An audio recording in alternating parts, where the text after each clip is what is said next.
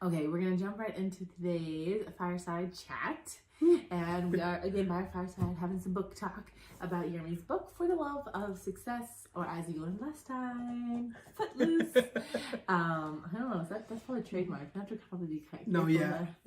I'm saying it's all inside our, like when we text each other in our team.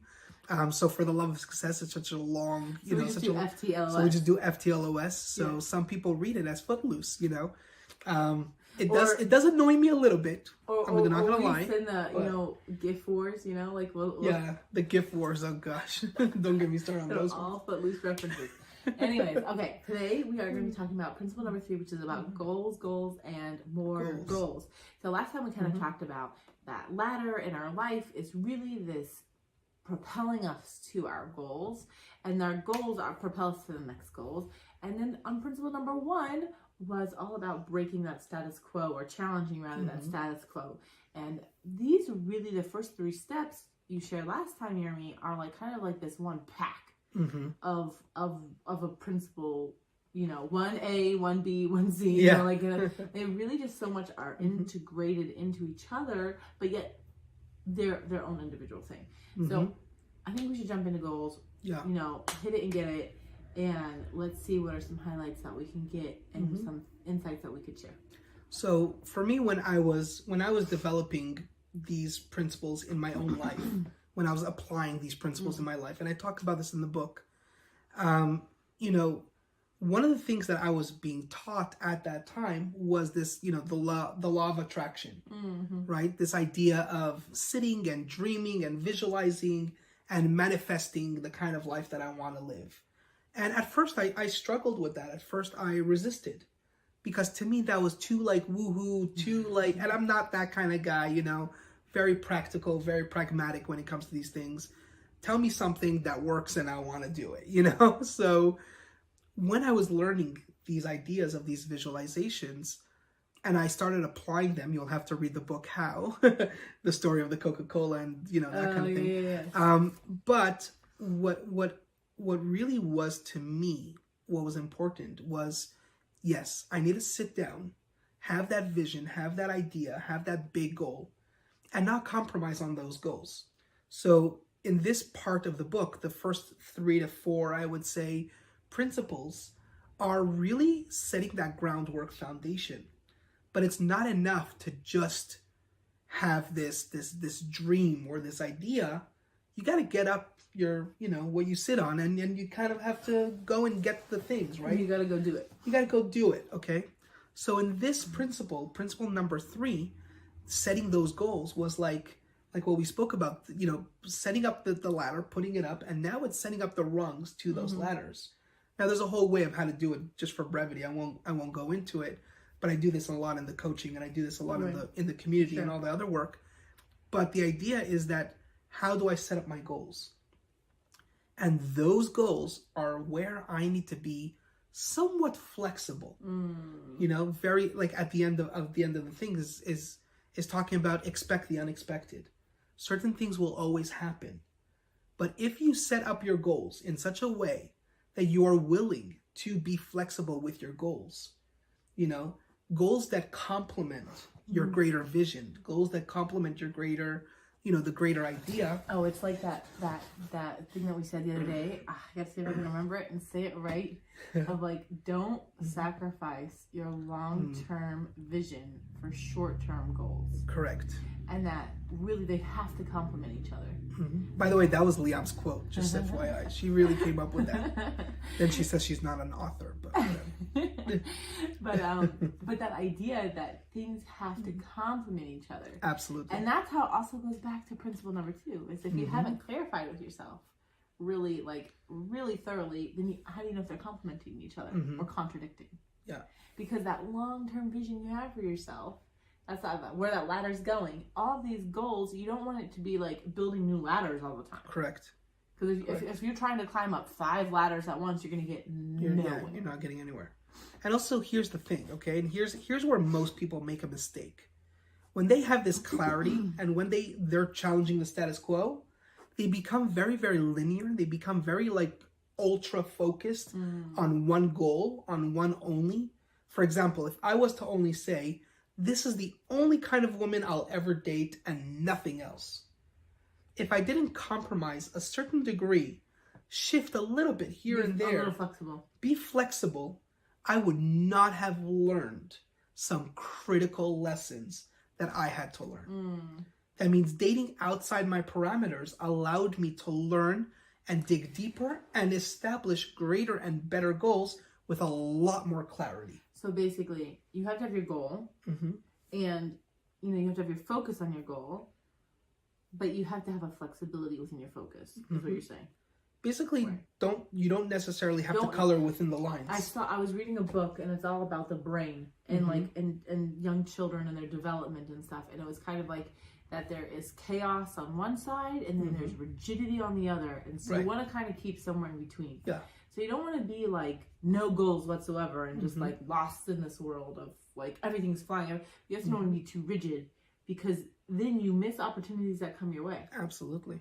Like even in the publishing of this book, if we would have been too rigid, well, we would be very upset. A lot of issues. Yeah, we'd be a lot of issues. And that would not, and it wouldn't help your long-term goals, and wouldn't help your short-term goals, and it wouldn't be of service to other people either, which is honestly one of our biggest goals as a couple. And that, thank you for mentioning that, because it's so important. So my greater vision, all right, which is, let's say, the ultimate goal, okay, the big, the big picture, right, is really to help people achieve that impossible dream. That's what this book. That's why you wrote. That's the purpose, right? I mean, I don't need to share with anybody my personal story, and you know what? Let's be frank, nobody cares. But the idea is that by sharing the story and by producing this book and by doing everything that goes along with the book, is primarily the big vision is to see everybody living that ideal life that I think that they're entitled to. I know that's a that's word, possible, but that's possible. That's that they within get to, reach. That's doable. That's all these things that we're told it's impossible. You literally have to flip them on their head. Absolutely. You have to flip them and here's the thing: is that obviously I set myself goals. I'm very clear on how I want to go about it. But those mini goals, I'm willing to sacrifice a lot of those mini goals, and I'm willing to change them, and I'm willing to maneuver them, because here's the ultimate and such important thing: bend, don't break. Right? If you could take away anything from today's little, discussion, is bend, don't break. I have another program called One Up. I talk about that a lot. And like I show how that happens over there a lot. But the idea here is that have that ultimate goal. We call that vision. Okay? That is one that you don't compromise. That's one you don't shift on that. But how you reach that ultimate goal, mini goals, they're currency. That's the way I see them. So yeah, maybe they're gonna work, maybe they won't work. Don't fear, don't fret also allows you, the next principle allows you to be able to be that flexible. So you know what? If that goal didn't work or I didn't reach that milestone, okay, fine. I'm not afraid to try something else, to try something new, to challenge that status quo, get clear again, visualize it again, go back. There's a lot of this like back and forth that we do, Again, they're not, I say this so many times, they're not linear, they're not linear principles. So we're constantly doing this. Exactly. I think we like to think of life as like this, line. And if it shifts or deviates, then we're either, we go into depression, or we go into like, what's the opposite? Happiness. Ecstatic. But beyond just being happy. Well, manic would be the opposite. Yeah, manic. Okay, so either we think, but really life is kind of good, going this and then going this and like, that meme that shows like the actual road to success. Yeah, exactly. A lot of people think it's like this, but it's really like a mountain and a valley and a river and a tree and it's life is not, there's not this linear line that just keeps following along. Our life is very complex and very unique. Yeah. And nobody can say this, if you do this, this will happen. And it just, A doesn't always, plus B doesn't always equal C in life. Because there's variables, that's the word I'm looking for. There's variables within life that can't be accounted for. That doesn't fit into a math equation. Right. And so that's why I think the biggest thing also why these principles are not linear. Like they're numbered, but that's because they're chapters of a book.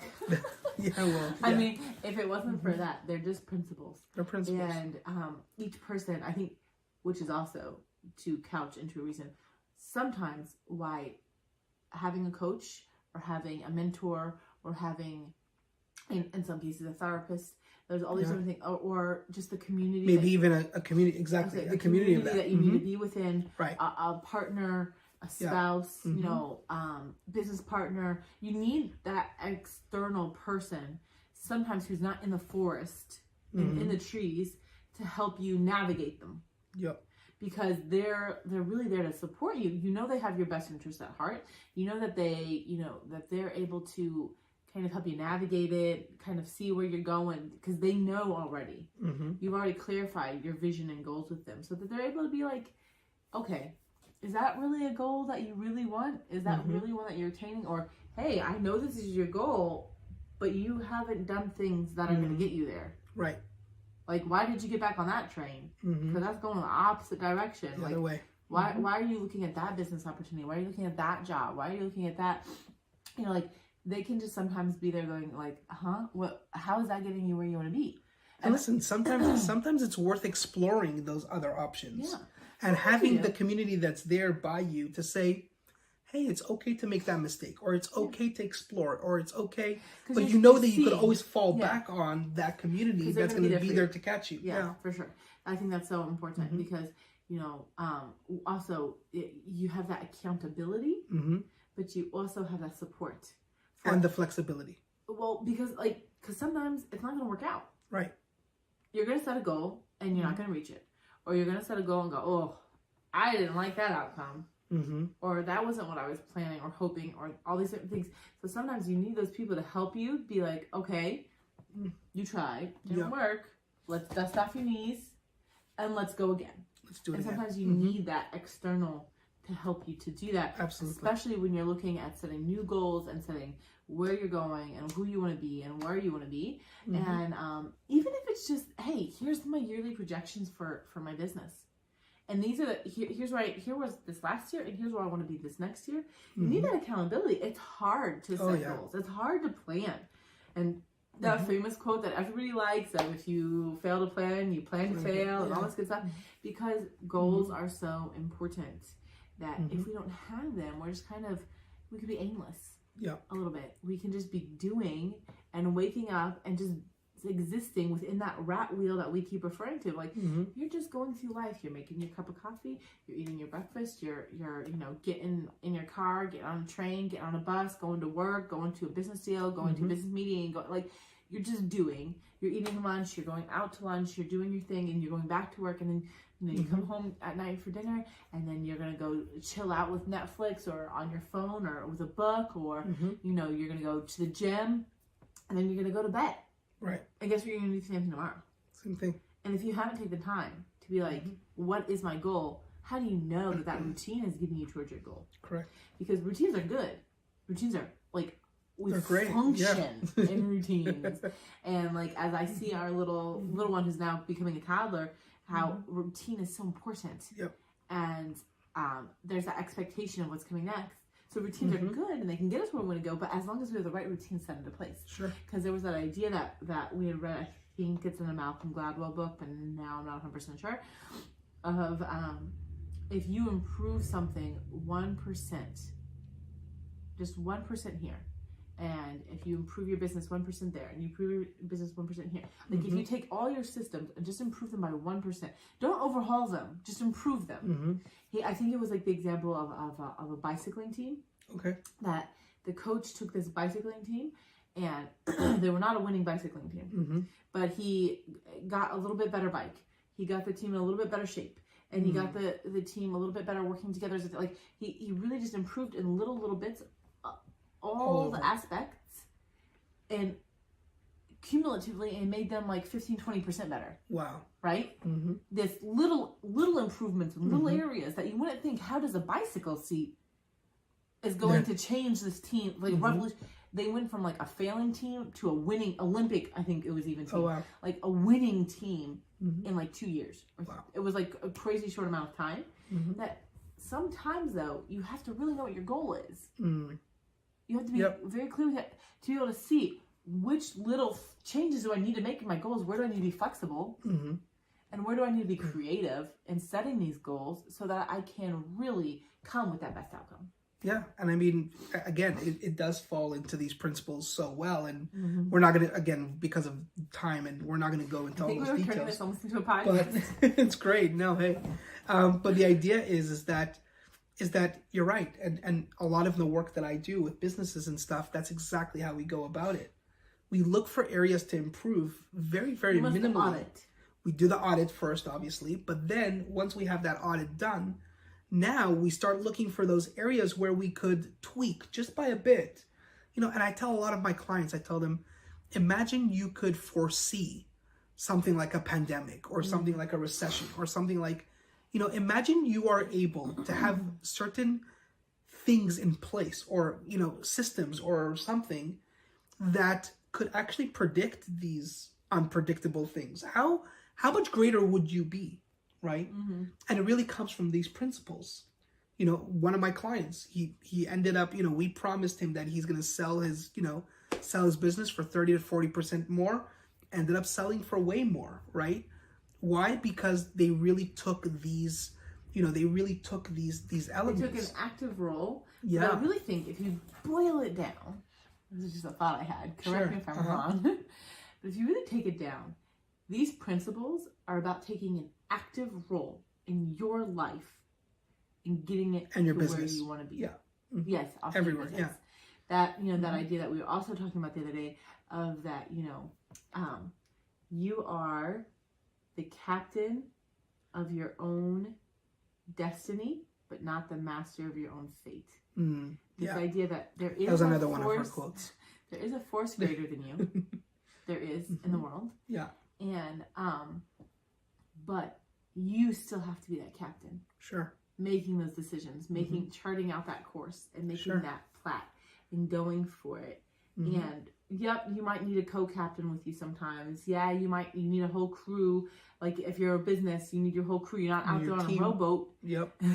Crossing the ocean. You're in a big, huge, you know, boat that has engine rooms and all this stuff. So you need that crew. So you know, all these things in goal setting is definitely personal. And then that bleeds over into the professional. Or if you are the professional in your business, where's it going? What's the goals and the visions of your company? And like, what changes do you want to make in the world or in your employees' worlds? Or, you know, like who that ripple effect is going to. So it's definitely, it sounds like a simple principle. You say goals. Well, nothing in life worth having is simple. Yeah. Okay. I mean, it's simply said. It's simply done. In practicality, but in practical, you have work to do. Dig in. Absolutely. And do it. Yep. And that's going to be principle number 5. Just keep pushing, right? You need that grit. You need that perseverance. You need that, you need that backbone that's going to keep you going. You know what I mean? These principles are so critical to any achievement. And let me just end by this. The reason why most people do not succeed or do not achieve those quote-unquote impossible dreams, or those dreams become quote-unquote impossible, is because these principles are not applied. They're not taken seriously. And, a lot of times people just fall off the bandwagon. They don't have an accountability partner. They don't have a community to support them. Entrepreneurship, I often say, is extremely difficult. There are lonely days. There are days you're sitting on the couch and you're crying your eyes out because of how painful and how difficult it is. These are things that a lot of those, guru coaches don't talk about, because those are not the fun things. Those are not the things that sell. Not gonna sell the $9.97 course. Let's be honest. Unfortunately, but it's the truth. And really, these are the principles. And if you do not have a community of people around you helping you to support that everybody has dream, to find their tribe. Yeah, absolutely. And that's really what it is. And those goals are really those, yesterday we spoke about, the last time we spoke about X marks the spot. These are the dots to that X marks the spot. These little, multiple goals, right? Yeah. So that's how you get there. It's the steps. It's the, and listen, those things will change, because it's not ultimately getting you to the place, but they change. And the way they change is by, the next discussion, not fearing and not fretting, not giving up and not being afraid to just do whatever it takes, to sometimes even reinventing the wheel, another principle. I'm just like going into all of them.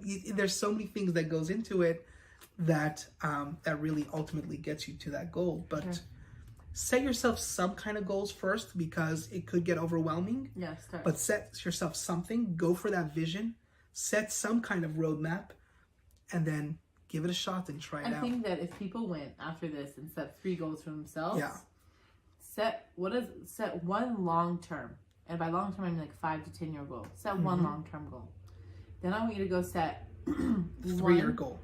Yeah, 1 3-year goal, and then I want you to set the what is that goal in the next 3 months.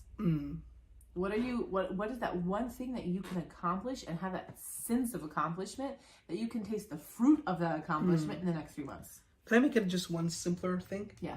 So let's say set up those 3-year goals. So this way it's shorter. It's not that long. Yeah. So 3-year goal, a 1-year goal, and then like, I guess, a quarterly goal.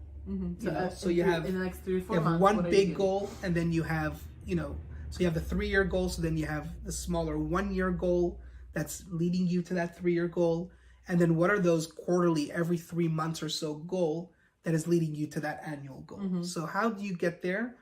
I would say start from there, definitely. That's a good idea. That's a better idea.